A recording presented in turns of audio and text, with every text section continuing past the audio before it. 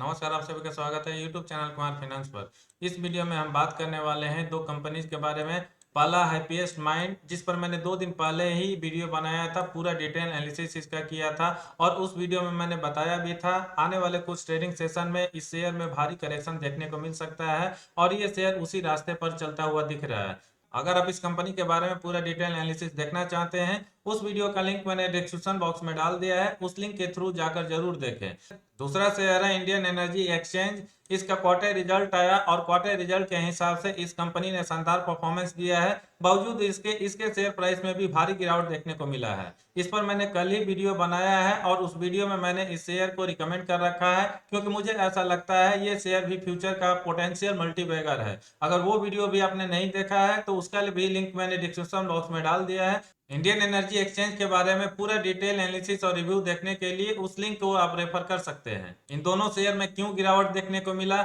आने वाले trading session में और क्या हो सकता है इन शेयर्स में, करंट लेवल पर क्या किसी को बाई करके चलना चाहिए या उनको और वेट करना चाहिए इसमें इन्वेस्ट करने के लिए, आगे बढ़ते हुए इन दोनों शेयर के बारे में हम जाने उसके पहले जरूर मैं आपसे गुजारिश करना चाहूंगा, अगर आपको लगता है इस चैनल पर दिए हुए कंटेंट आपके लिए फायदेमंद है और आप तक आपने इस चैनल को सब्सक्राइब नहीं किया है तो चैनल को सब्सक्राइब करके बेल का आइकन जरूर प्रेस करें, ताकि फ्यूचर में इंफॉर्मेटिव वीडियो का नोटिफिकेशन आपको मिलती रहे।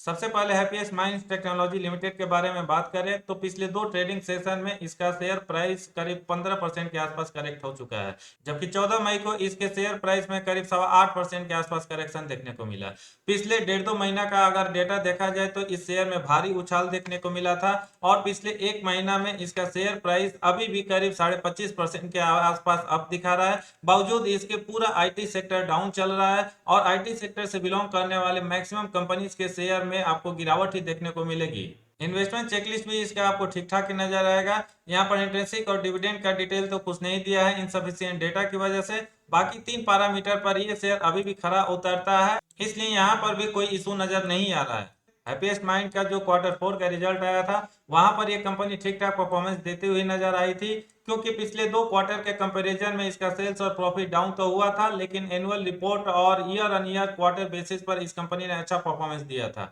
हालांकि इसके बारे में बहुत ज्यादा डिटेल में मैं नहीं जाऊंगा, क्योंकि पिछले वीडियो में ये टोटल पार्ट मैंने कवर कर रखा है। इसका पिछले कुछ सालों का हम परफॉर्मेंस देखें परसेंटेज वाइज तो इसका कंपाउंडेड सेल्स ग्रोथ अच्छा नजर आ रहा है। एक साल में जरूर इस कंपनी का परफॉर्मेंस खराब या एवरेज कर सकते हैं, क्योंकि ये मात्र 9% रहा है। बाकी 3 साल का परफॉर्मेंस हो या 5 साल का परफॉर्मेंस हो, इसका सेल्स ग्रोथ काफी अच्छा हुआ है। कंपाउंडेड प्रॉफिट ग्रोथ इसका पिछले 5 साल का शानदार नजर आएगा। स्टॉक प्राइस CAGR यहाँ पर नहीं दिया है, क्योंकि इस शेयर को स्टॉक मार्केट में लिस्ट हुए अभी 1 साल भी नहीं हुआ है। रिटर्न ऑन इक्विटी पिछले 5 सालों से लगातार इसका अच्छा बना हुआ है, क्योंकि जिस पीरियड में इस कंपनी ने ROE का परसेंटेज सबसे कम दिया है वो 5 साल का है और ये भी अच्छा 27% के आसपास है, जबकि 3 साल और 1 साल के परफॉर्मेंस में तो इस कंपनी का कोई जवाब ही नहीं है और ये 40% के ऊपर बना हुआ है। बैलेंस शीट भी इस कंपनी का अच्छा ही नजर आ रहा है, क्योंकि रिजर्व इसका जरूर एक बार के लिए मार्च 2019 एनुअल रिपोर्ट में निगेटिव 96 करोड़ हो जाता है, लेकिन अगले 2 एनुअल रिपोर्ट में इस कंपनी ने अच्छा परफॉर्मेंस देते हुए 220 और 518 करोड़ तक का रिजर्व कर लिया है। बोरोइंग्स भी आपको मार्च 2019 एनुअल रिपोर्ट के हिसाब से थोड़ा सा ज्यादा नजर आएगा और ये 384 करोड़ है, लेकिन यहाँ पर भी इस कंपनी ने अच्छा इंप्रूवमेंट दिखाते हुए अपने कर्ज को काफी हद तक कम करने की कोशिश की है और लेटेस्ट एनुअल रिपोर्ट के हिसाब से इस कंपनी के ऊपर कर्ज 173 करोड़ तक पहुंच गया है। ROC का परसेंटेज भी इस कंपनी का ठीक ठाक ही नजर आएगा, क्योंकि मार्च 2018 से लगातार इस कंपनी ने यहाँ पर इंप्रूवमेंट दिखाया है। जो निगेटिव 6% मार्च 2018 एनुअल रिपोर्ट के हिसाब से था, उसमें जबरदस्त उछाल आप देखेंगे और मार्च 2021 एनुअल रिपोर्ट के हिसाब से ये 35% तक पहुंच गया है। एनुअल P&L स्टेटमेंट में इस कंपनी का OPM परसेंटेज भी आपको ठीक ठाक ही नजर आएगा लेटेस्ट 2 एनुअल रिपोर्ट में, क्योंकि ये 14% मार्च 2020 में था, वो बढ़ के 25% हो जाता है जो लेटेस्ट एनुअल रिपोर्ट इसका मार्च 2021 का है। यानी ओवरऑल पिक्चर को समझने की कोशिश किया जाए, पिछले 2-3 सालों में इस कंपनी ने हर फ्रंट पर इंप्रूव किया है, चाहे इसका बैलेंस शीट हो, P&L स्टेटमेंट हो, सेल्स ग्रोथ हो या प्रॉफिट ग्रोथ हो। इस कंपनी का मैनेजमेंट भी वेटरन अशोक सुट्टा के हाथों में है, जो कि एक बहुत बड़ा रिनाउंड नाम है और इनका एक अपना रेपुटेशन है आईटी सेक्टर में, क्योंकि पहले का जो इनका परफॉर्मेंस रहा है, जितनी भी कंपनीज में इन्होंने काम किया है वहां पर इनके परफॉर्मेंस को काफी सराहा जाता है और कुछ कंपनीज को इन्होंने फर्श से लेके अर्श तक पहुंचाया है। फिर आखिर क्या कारण रहा जिसकी वजह से इसके शेयर प्राइस में गिरावट देखने को मिली है पिछले 2 दिनों से, और आने वाले शॉर्ट टर्म हो या लॉन्ग टर्म हो, इस कंपनी का फ्यूचर क्या हो सकता है? 2-3 दिन पहले ही जब हैप्पीएस्ट माइंड्स टेक्नोलॉजी लिमिटेड का क्वार्टर रिजल्ट आया था, बहुत सारे यूट्यूबर और फिनेंशियल एक्सपर्ट इस शेयर को बाई का रिकमेंडेशन दे रहे थे, क्योंकि अपने क्वार्टर रिजल्ट में इसने बहुत शानदार परफॉर्मेंस किया था।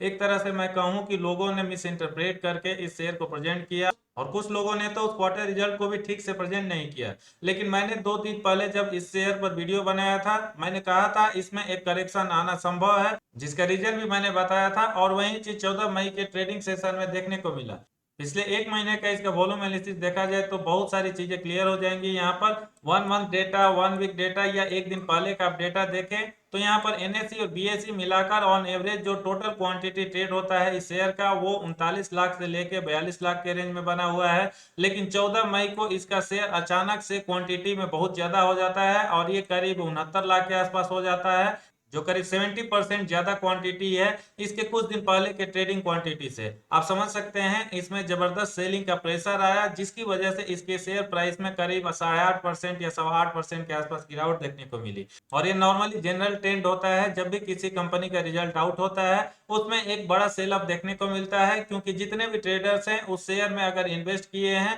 वो प्रॉफिट बुक करके निकलना चाहते हैं, और वही फिलहाल हैप्पीएस्ट माइंड्स के शेयर में भी देखने को मिल रहा है। तो यहाँ पर मेरे हिसाब से अगर आप लॉन्ग टर्म इन्वेस्टर है तो कोई घबराने की बात नहीं है, और अगर आप शॉर्ट टर्म इन्वेस्टर या ट्रेडर है आपको क्या करना चाहिए फिलहाल इस शेयर में, इसके बारे में भी हम बात करेंगे। उसके पहले इंडियन एनर्जी एक्सचेंज का डिटेल जान लेते हैं, क्यों उसके शेयर प्राइस में गिरावट देखने को मिला है और आने वाले फ्यूचर में इन दोनों कंपनीज का क्या परफॉर्मेंस होने वाला है।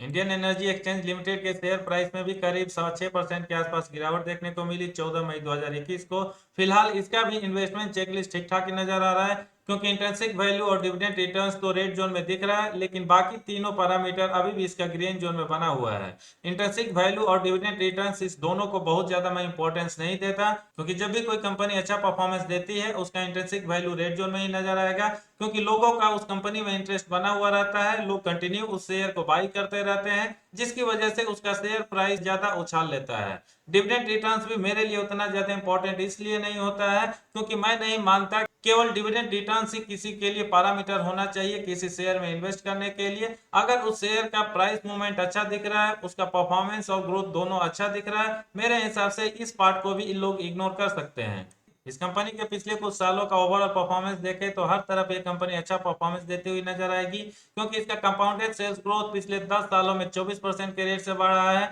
पिछले एक साल के हिसाब से भी इस कंपनी का परफॉर्मेंस जबरदस्त और 23% रहता है। कंपाउंडेड प्रॉफिट ग्रोथ भी इसका शानदार ही नजर आएगा, और ये कंपाउंडेड सेल्स ग्रोथ के कंपैरिजन में और भी बेटर नजर आएगा। ये 10 सालों के हिसाब से 27% रहता है 24% के अगेंस्ट में, जबकि पिछले एक साल के रिकॉर्ड के हिसाब से ये 27% एक बार फिर से रहता है, जबकि इसका सेल्स ग्रोथ मात्र 23% रहता है। स्टॉक प्राइस सीएजीआर आपको यहाँ पर 3 साल का ही दिखेगा, क्योंकि 3 साढ़े 3 साल ही हुआ है इस शेयर को स्टॉक मार्केट में लिस्टिंग हुए। पिछले एक साल में तो इस शेयर ने जबरदस्त परफॉर्मेंस देते हुए 141% का रिटर्न दिया है, जबकि 3 साल में भी इस शेयर ने अच्छा परफॉर्मेंस देते हुए 32% का सीएजीआर दिया है। रिटर्न ऑन इक्विटी इसका पिछले 10 सालों से लगातार जबरदस्त बना हुआ है, और ये मिनिमम 44% जबकि मैक्सिमम 47% के रेंज में है। बैलेंस शीट भी इस कंपनी का आपको जबरदस्ती दिखेगा, क्योंकि रिजर्व पिछले 11-12 सालों से लगातार आपको बढ़ता हुआ दिखेगा, और लेटेस्ट एनुअल रिपोर्ट के हिसाब से ये 502 करोड़ तक पहुंच गया है। इस कंपनी के ऊपर ना के बराबर कर्ज है, यानी ऑलमोस्ट ये डेट फ्री कंपनी है। यानी ओवरऑल इस कंपनी के परफॉर्मेंस को देखकर समझने की कोशिश किया जाए, ये कंपनी ना सिर्फ फंडामेंटली स्ट्रांग है बल्कि साल दर साल लगातार इस कंपनी में इंप्रूवमेंट बना हुआ है। फिर क्या कारण है जिसकी वजह से इसके शेयर प्राइस में गिरावट देखने को मिला है, उसके लिए हम इसका भी वॉल्यूम एनालिसिस देख लेते हैं। इंडियन एनर्जी एक्सचेंज का भी वॉल्यूम एनालिसिस पिछले एक महीनों का देखा जाए तो आपको नॉर्मल कंडीशन से 14 मई 2021 को ज्यादा क्वांटिटी ट्रेड होता हुआ दिखेगा, क्योंकि ऑन एवरेज एक महीना या एक सप्ताह का डेटा आप देखें तो यहाँ पर 33 लाख या 28 लाख शेयर ट्रेड होता हुआ दिखता है, लेकिन 14 मई 2021 को इसमें करीब 50 लाख के आसपास क्वांटिटी ट्रेड होती है। यानी जो नॉर्मल कंडीशन में इस शेयर का क्वांटिटी ट्रेड होता था एनएसई और बीएसई मिलाकर, उसमें करीब 50 to 55% जंप देखने को मिल रहा है। यहाँ पर भी हैप्पीएस्ट माइंड्स की तरह प्रॉफिट बुकिंग देखने को मिल रही है, क्योंकि इसका रिजल्ट भी एक दिन पहले ही आया था और उस क्वार्टर रिजल्ट के हिसाब से इस शेयर और कंपनी ने जबरदस्त परफॉर्मेंस तो दिया है, लेकिन जितने भी ट्रेडर लोग हैं वो अपना प्रॉफिट बुक करके इस शेयर से निकल रहे हैं। इंडियन एनर्जी एक्सचेंज लिमिटेड के शेयर होल्डर्स के लिए खुशी की बात यह है कि इसका वॉल्यूम एनालिसिस देखें तो डिलीवरी का परसेंटेज लगातार इस कंपनी में अच्छा बना हुआ है, क्योंकि पिछले एक महीनों के डेटा के हिसाब से 35.46%, 1 वीक डेटा के हिसाब से करीब 43%, एक दिन पहले के डेटा के हिसाब से करीब 41% और 14 मई को तो और भी ज्यादा इसमें डिलीवरी का परसेंटेज देखने को मिल रहा है और ये करीब 48% के आसपास हो जाता है। यानी ट्रेडर्स तो इस शेयर में सेल कर रहे हैं, लेकिन शॉर्ट टर्म इन्वेस्टर हो या लॉन्ग टर्म इन्वेस्टर हो, लगातार इस शेयर को बाई करके होल्ड कर रहे हैं। जैसा कि कई बार मैंने अपने वीडियोज में बता रखा है, अगर किसी कंपनी का रिजल्ट अच्छा एक्सपेक्टेड होता है, ट्रेडर्स लोग उसमें इन्वेस्ट करते हैं और जैसे ही रिजल्ट आउट होता है उसमें प्रॉफिट बुकिंग स्टार्ट कर देते हैं, जिसकी वजह से जब भी किसी कंपनी का रिजल्ट अच्छा आता है लगातार कुछ दिनों तक उसमें निगेटिविटी या डिक्लाइन उसके शेयर प्राइस में देखने को मिलता है। यही मेन वजह है जिसकी वजह से इंडियन एनर्जी एक्सचेंज हो या हैप्पीएस्ट माइंड्स हो, इन दोनों के शेयर प्राइस में बड़ा डाउनफॉल देखने को मिला है। इसके अलावा और भी कुछ कारण होते हैं, जैसे कई बार ऑपरेटर का गेम होता है,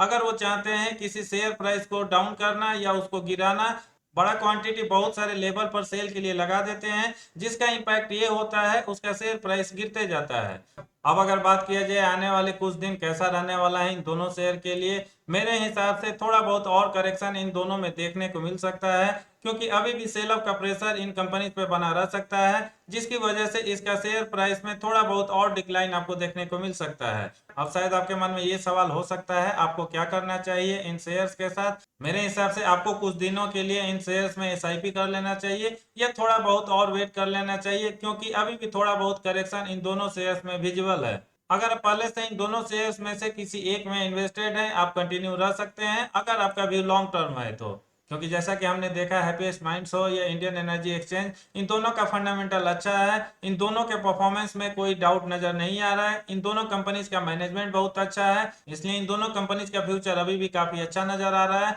अगर इन दोनों शेयर के फ्यूचर में परफॉर्मेंस की बात किया जाए, मुझे ऐसा लगता है थोड़ा बहुत और करेक्शन होने के बाद एक बार फिर से इन दोनों शेयर्स में अपवर्ड मूवमेंट बनेगा और एक बार फिर से इन दोनों के प्राइस में नया हाई लेवल देखने को मिलेगा। अगर आप इन दोनों शेयर के लिए नए हैं और चाहते हैं किसी एक शेयर को बाई करना, मेरे हिसाब से मैं इंडियन एनर्जी एक्सचेंज के साथ जाऊंगा, क्योंकि कंपेयर टू हैप्पीएस्ट माइंड्स इसका फंडामेंटल काफी स्ट्रांग है, इसके बिजनेस का प्रोस्पेक्ट काफी अच्छा नजर आ रहा है और इस कंपनी में बहुत बड़े बड़े कॉर्पोरेट हाउसेज का पैसा इन्वेस्टेड है जो उनके ट्रस्ट को दिखाता है। बाकी आपका चॉइस है, इन दोनों शेयर के साथ आप जाना चाहते हैं या दोनों में से किसी एक के साथ जाना चाहते हैं। इस वीडियो में इतना ही। ये वीडियो कैसा लगा कमेंट करके जरूर बताएं, पसंद आए तो लाइक का बटन प्रेस करके अपने दोस्तों के साथ शेयर करना ना भूलें। पूरा वीडियो देखने के लिए धन्यवाद। जय हिंद।